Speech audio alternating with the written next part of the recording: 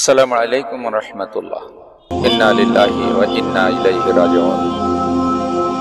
আন্তর্জাতিক খ্যাতি সম্পন্ন মুফাসসিরে কোরআন বাংলাদেশ মাজলিসুল মুফাসসিরিনের কেন্দ্রীয় সভাপতি জনাব মাওলানা লুৎফুর রহমান সাহেব আজ ৩/৩/২০২৪ তারিখ দুপুর 2:54 ঢাকার এমডি সিনা হাসপাতালে লাইফ সাপোর্টে থাকা অবস্থায় ইন্তেকাল করেন। মৃত্যুকালে তার বয়স হয়েছিল 85 বছর। এই প্রবীণ আলেম দ্বীন 58 বছরেরও বেশি সময় ধরে আল্লাহর কোরআনের খেদমত করেন, দ্বীনের খেদমত করেন। আমি ছাত্র জীবন থেকেই তার আলোচনার ভক্ত। বিশ্বনন্দিত মুফাসসিরে কোরআন আল্লামা দিলওয়ার হোসাইন সাঈদী আজকের সম্মানিত অতিথি, বিশেষ অতিথি মুফাসসিরে কোরআন, আন্তর্জাতিক খ্যাতি সম্পন্ন আলেমে দ্বীন হযরত মাওলানা লুৎফুর রহমান সাহেব দামাত বারকাতুহু সাহেব রাহিমাহুল্লাহ যখন তাফসীর করেন, তিনিও সমসাময়িক সময়ে তাফসীরের ময়দানে খেদমত শুরু করেন। আল্লামা সাঈদী রাহিমাহুল্লাহর বড় বড় মাহফিলগুলোতে মাওলানা লুৎফুর রহমান সাহেব রাহিমাহুল্লাহ তিনি হুজুরের আগে কথা বলতেন। আমি হযরত মাওলানা লুৎফুর রহমান সাহেবের বক্তব্য আমি খুব পছন্দ করি। আমি যাদের বক্তৃতা পছন্দ করি তাদের মধ্যে তিনি একজন। আমি শুনতেছিলাম পথে আস্তে আস্তে তিনি কি বলতেছিলেন, আমি ওনার সাবজেক্ট বুঝে ফেলছিলাম।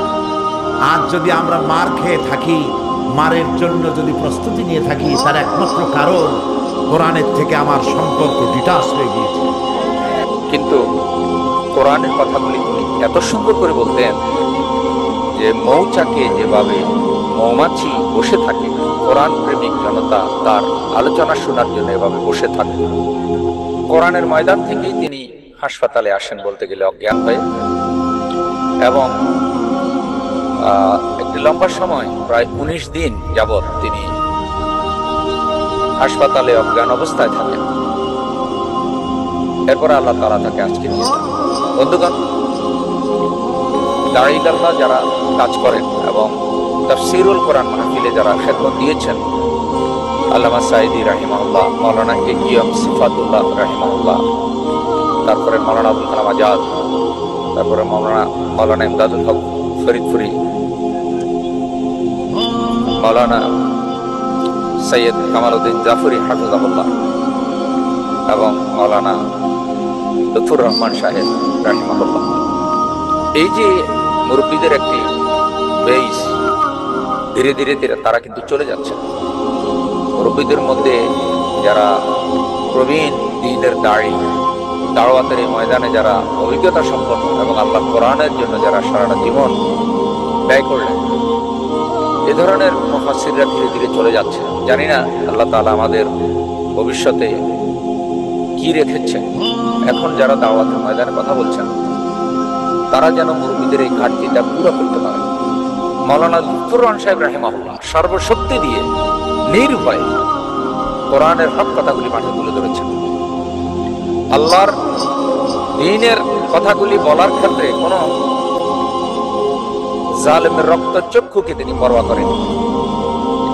সারাটা জীবন তিনি আল্লাহর দ্বীন কায়েমের স্বপ্ন দেখেছেন। মাদ্রাসায় শিক্ষকতা করেছেন, অধ্যক্ষের দায়িত্ব পালন করেছেন। প্রবীণ বিরতিহীন একজন দ্বীনের দাঈ। তিনি যখন আল্লাহর কোরআন থেকে কথা বলতেন, যেন কথার মালা কাঁদতেন, এবং তার বক্তৃতার মূল টার্গেট ছিল কিয়ামত নিয়ে। শেষ মুহূর্ত পর্যন্ত তিনি আল্লাহর কোরআনের কথাগুলি বলে গিয়েছেন। তিনি চেয়েছিলেন যেন আল্লাহর জমিনে আল্লাহর দ্বীন কায়েম হয়।